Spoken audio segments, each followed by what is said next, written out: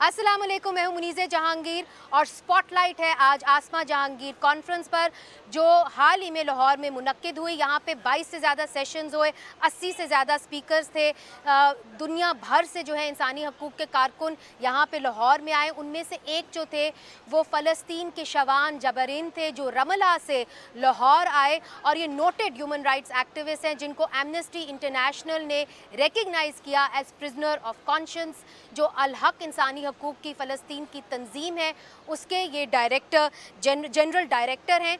और ना कि सिर्फ इन्होंने यहाँ पे बात की बल्कि यहाँ जिन्होंने की नोट दिया उनका नाम था फ्रांचेस्का एल्बनीज़ जो United Nation special rapporteur on the occupied Palestinian territory हैं।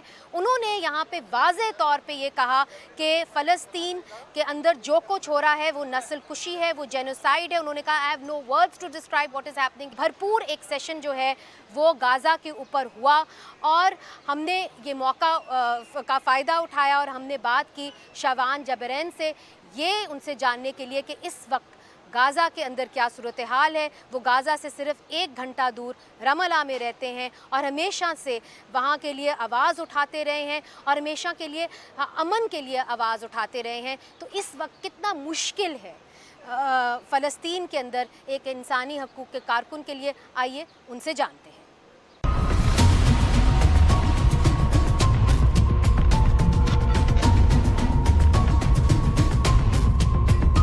Mr. Shawan Jabrin, thank you so much for coming to Pakistan. We welcome you and we stand in solidarity with the people of Palestine. Thank you so much.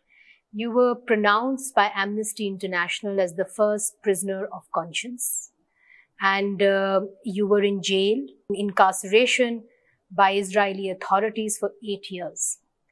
The conflict in Gaza is now ongoing. We have seen the bombings, over 200 days of killings of civilians. You are 1 hour away, your hometown Ramallah is 1 hour away from Gaza.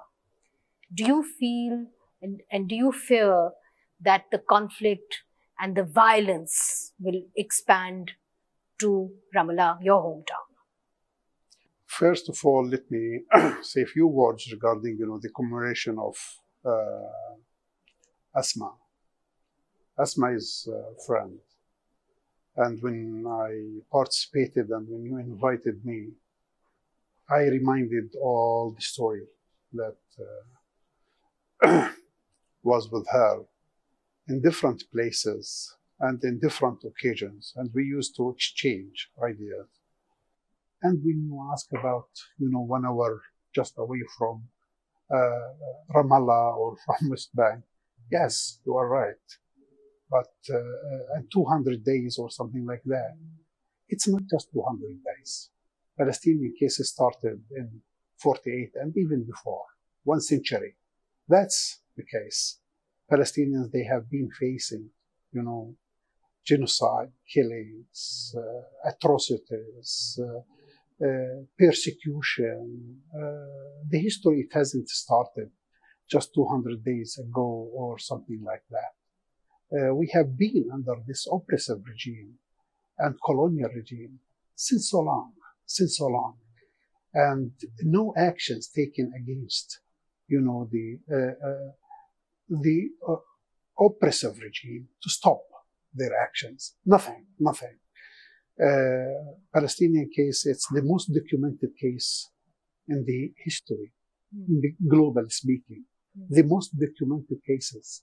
Go to the UN and you see the shelves full with all the documents, commissions of inquiries by the UN, investigation commissions, resolutions by the Security Council, resolutions by the General Assembly. No one resolution implemented. This is an issue. Yes, this is the main thing, the main part. And the Palestinians, under this situation, they kill them, they take their lands, confiscate their lands, they demolish their houses, they cut off their communities, they isolate, the villages from the city by checkpoints, by also metal gates. Just you can imagine if you go to Palestine these days, you will see like big banners in English, Hebrew, and Arabic. It's forbidden for Israelis to enter this area. It's called Area A. What's called Area A? Area A, it means that the main cities, and they closed. They put, big cements here and there, and also metal gate. The soldiers, they can come and just close, all the entrances to that city, all the entrances to that village, all the entrances to that town. That's the case. So you are in a big jail. It's exactly jails. It's not just one big jail. No. It's big jails, many jails. Every community, it's a jail. You must have gone to Gaza. I know it's very difficult to enter Gaza, especially for journalists. But have you been able to go there? And if you have, can you tell us what you have seen? Last time I was in Gaza in 1987. And since that time, I used to be in the prison sometimes. And after that, when they built what's called peace process, Oslo agreement, the Israelis, they imposed, the system which called the permits. They don't allow you to go to Gaza. But you're making us understand what is happening there. So I'm very grateful that you are, because there's very little access to those areas anymore for journalists. I also wanted to ask you, what about the West Bank? What is the situation there right now on the ground? If my son, if my daughter, if my wife want to go to visit my village in other place in West Bank, I concern. And all the time I use to follow them where they were, where they reached. Why? Because there are many, many tens of Israeli military checkpoints. And in that checkpoints, sometimes they can shoot without reasons. Without reasons. Sometimes during the night, you don't see them ordering you to come, for instance, or to slow, or to stop. You can't. And you keep just afraid and have a fear. Maybe they will shoot. And they shot many Palestinians in the checkpoints.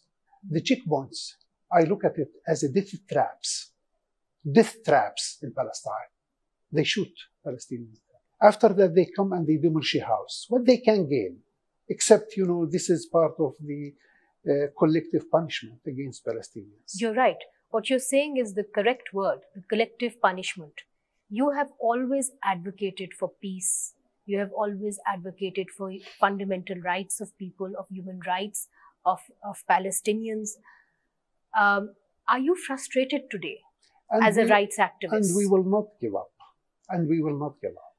Because when we fight for that, we fight also for even the new generation, our children, our grandchildren.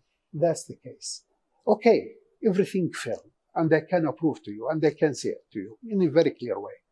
The international official system regarding the human rights failed 100%.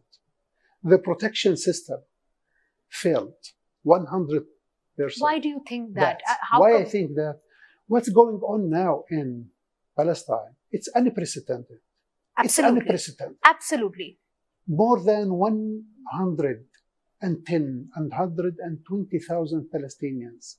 They were Palestinian civilians. They were injured and killed. 14,000 of them, they are, out of 36,000, they are children. They are children, babies, and also 10,000, also women, 10,000 women. 6,500 of them, they are mothers. Now we have hundreds of kids and children. They have no moms and they have no fathers. They were killed.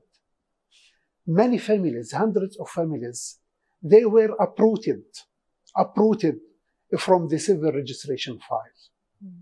And in the same time, nothing happened and this system paralyzed even to provide a bottle of water or a bottle of milk to a baby who is dying. And because the Israelis, they don't let, not you even know, anesthesia. the humanitarian assistance, food and things like that to get, Not even mainly medical in the northern assistance, side of Gaza. And Mm. from my side, for instance, I have been struggling in Yes. peaceful way, For many, many We years knock. now. you know, more than 40 years, knocking even the doors of all institutions, the ICC, the International Criminal Court, the ICJ, even domestic courts, trying to also going after the criminals there. And nothing happened. And nothing happened. No one cares. No one actions. No one actions against the Israelis. Are you disappointed by the? You sound, of course, and you're disappointed, deeply disappointed by the international community. What about the OIC? Look, The Islamic nations. this body and this organization, I don't want to undermine them by using wrong words, but I think they said a lot. They issued many resolutions. No one implementing the resolution. One of that, give you just one example. The Israelis there in Palestine, you know, the occupation, they have many legs. One of the legs is the economic leg. They take over every aspect in our life and our natural resources. They benefit from our natural resources. In the help of the international companies. These international companies, they complicit with the crimes taking place in Palestine. Diplomatically, Pakistan has protested against the crimes against Palestinians. But what you're saying is put your money where your mouth is. So what you're saying is that do not do business with companies that are supporting the killings in Gaza. Yes. When it comes to the arms, for instance, arms companies or arms business, when it comes, let me say, the infrastructure, let me say, companies, those they do something, let me say, trains or something. Yeah, this is an international So do not sell arms to countries that are using arms against civilians in Gaza. Yes. Is what you're this saying. is what we ask. This is what we have been asking for. Yes. And not just Pakistan. I use Pakistan as an example. Even that one, it means that you have many things you can do when you are away also. You can do and you can help. Right. Like that. You know, what about the role of Hamas? Now, you have always advocated, as I said earlier, for peaceful means through a campaign. Do you feel that Hamas has been helpful towards your cause? Or do you think that it has jeopardized your cause? The reason I ask you this question is because their actions have left the people vulnerable. That's why I ask you that question. Look, was it a bad political judgment? What you can do? I'm not justifying anything. Yes. But even I'm asking you if you think as a it was a bad Palestinian, political judgment. Yes. I can say, also the international law gives people under the occupation and oppressive regimes to fight against that. But what I'm calling as a Palestinian to Hamas and to any other Palestinian fighters, they have to fight according to the international humanitarian law principles. That's no targeting of civilians, no war crimes they have to carry out. That's any kind of war crimes.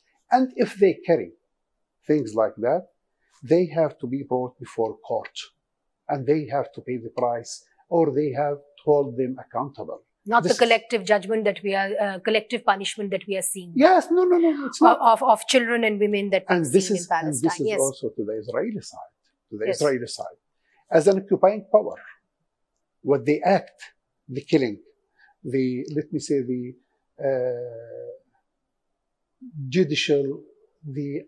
unjudicial killings. This is the extrajudicial killings. The executions. I mean in the field, they execute children, civilians, just they shoot them. What you tell us is deeply shocking. And This is the life it is we live hair-raising for anybody. But we keep hope. After you say that, where do you see hope? I see hope for two things. One, I do believe strongly that there is no future for injustice, and the future is for justice, no doubt. Another thing is, if you are today a superpower, tomorrow maybe not a superpower. That's the case. Third, I see also the young generation, and I see what's going on. World is changing. World is changing. And the people now, they are more aware about what's going on, not just in Palestine, elsewhere. True. What's going on in Kashmir, what's going on in its place, what's going on here, there. This is the case. These days we see the public development. And if there is a hope, which I do believe that there is a hope, I put a hope on a public level, not on the official level. The public, I think, they will change things. When they enjoy democracy, when they act according to their beliefs, that's human rights, this is important. And I see that there are changing. Even if I see that these days, there are in many different places, it's like a jungle. It's like a jungle. And it's a dark moment. We see, look at it. But I think the sun will rise. Sun will rise for sure, no doubt.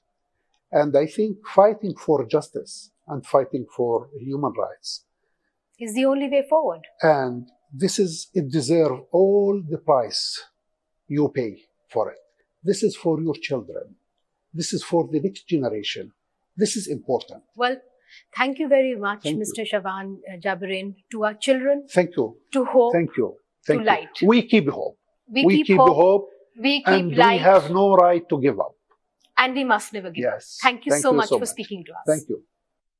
नाज़रीन, आप सुन रहे थे शाबिन जबरैन को, जो prisoner of conscience कहलाए जाते हैं और फ़लस्तीन के एक नोटेड ह्यूमन राइट्स एक्टिविस्ट हैं। अब एक वक्फा लेते हैं और फ़लस्तीन से हम आपको लेके चलते हैं हिंदुस्तान और आपको दिखाते हैं कि हिंदुस्तान के अंदर इलेक्शंस की प्रिपरेशंस किस अरूज पर हैं। वहाँ पे पाकिस्तान एक फ़ैक्टर है, क्या इस्लामिया फ़ोबिया जो है वो एक फ़ैक्टर है, क्या नरेंद्र मोदी की हुकूमत आने वाली है, क्या पाकिस्तान और हिंदुस्तान के दरमियान जो है वो सफारती ताल्लुकात बहाल होने वाले हैं और कितनी आज़ादी इज़हार राय पर कदगने हैं, ये हम आपको दिखाएंगे वक्फे के बाद।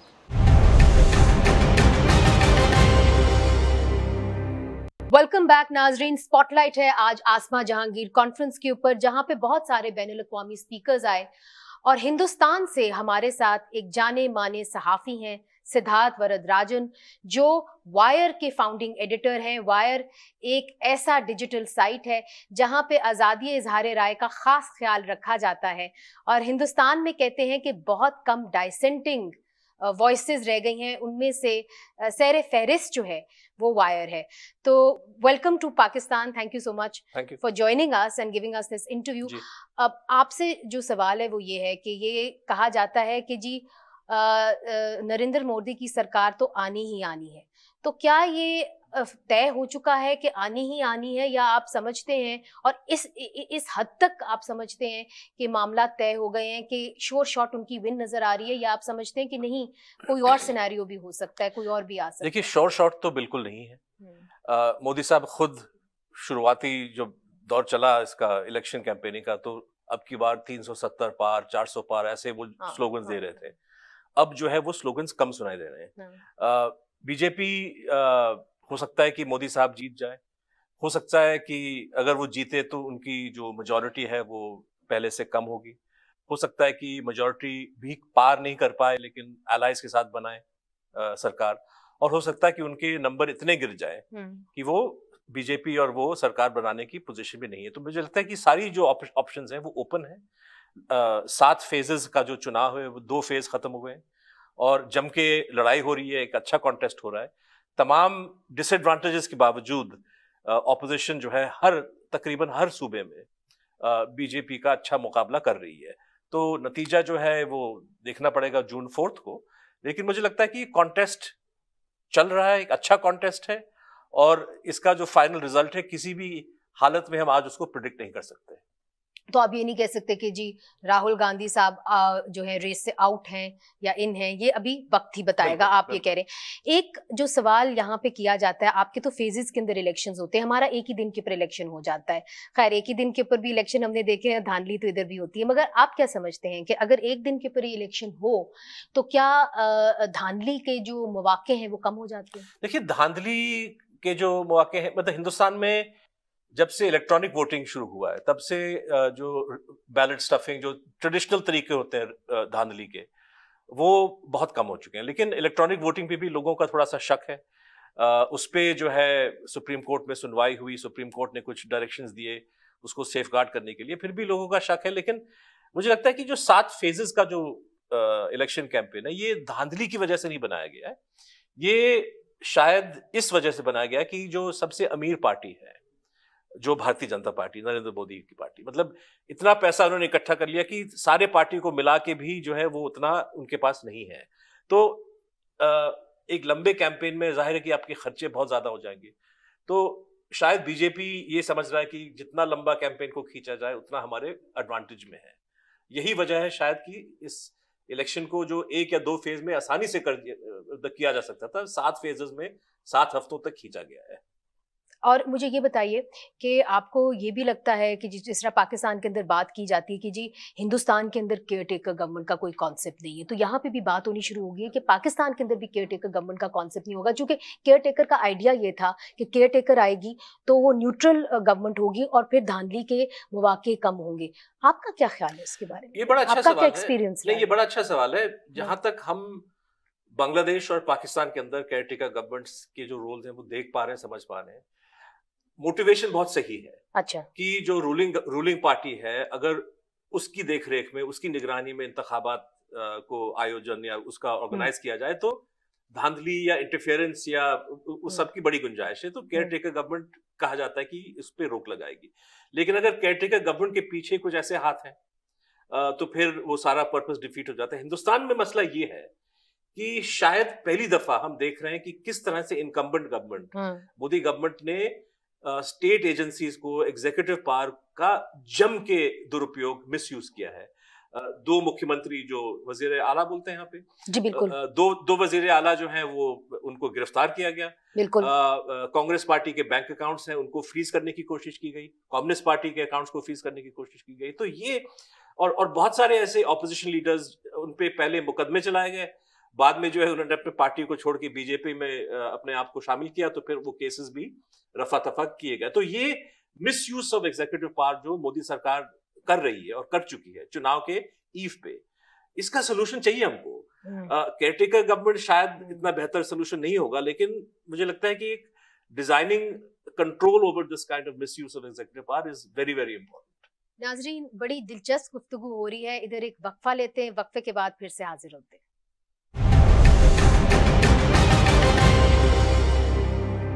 वेलकम बैक नाजरीन। स्पॉटलाइट है आज आसमा जहांगीर कॉन्फ्रेंस पे और हमारे साथ हैं बड़े ख़ास मेहमान जो हिंदुस्तान से आए हैं, हिंदुस्तान के जाने माने सहाफ़ी सिद्धार्थ वरदराजन साहब। एक और जो बात की गई और हमने देखा कि बार बार बीजेपी की तरफ से इस्लामोफोबिया, जिस किस्म का हेट स्पीच मुसलमानों के खिलाफ की गई, वो भी हमने देखी इस इलेक्शन के अंदर। और एक आज जो खबर आई, खैर वो पुरानी, उन्होंने एक तकरीर की थी मगर नाम लिए बगैर मुसलमानों का, नरेंद्र मोदी साहब ने ये कहा कि एक इलेक्शन रैली के अंदर के जो मुसलमान हैं वो इन्फिल्ट्रेटर हैं और उनके सबसे ज़्यादा बच्चे होते हैं। तो इस किस्म की जो हेट स्पीच है, क्या बीजेपी को वोट दिला सकती है, आप समझते हैं? जब 10 साल का रिकॉर्ड आपका इकोनॉमिक मैटर्स में, सोशल प्रोग्रेस के मैटर्स में खाली है, खोखला है, तो जाहिर है कि इंतखाबात आप उन मुद्दों को लेके आप नहीं इतने कॉन्फिडेंट नहीं है कि आप जीत पाएंगे। तो ऑप्शन आपके सामने बस यही है कि आप इलेक्टेड को डिवाइड करें, आप फिरका परस्ती को बढ़ावा दें। तो मोदी साहब ने तो शुरुआती दौर में ही ऐसे ये मतलब पहले या दूसरे तकरीर से ये रास्ता जो है अपना लिया। लेकिन जो फिर भी थोड़ा सा जैसे वो क्रिप्टिक लैंग्वेज इस्तेमाल करते कि जिनके वो खास लोग, उनको फायदा मिल रहा है, जिनके बच्चे ज्यादा हैं, जिनके कपड़ों से आप उनको पहचान सकते हैं। उनकी जो इंफॉर्मेशन मिनिस्टर है, उनकी तकरीर जो है संडे को, उन्होंने तो खुल के बोला कि कांग्रेस पार्टी अगर जीत के आएगी तो आपकी प्रॉपर्टी जो है जब्त की जाएगी और मुसलमानों को दिया जाएगा। बताइए, ये इंफॉर्मेशन मिनिस्टर ऐसे कैसे बात कर सकते हैं? ये तो इलीगल बात हो गई, ये तो हेट स्पीच हो गया।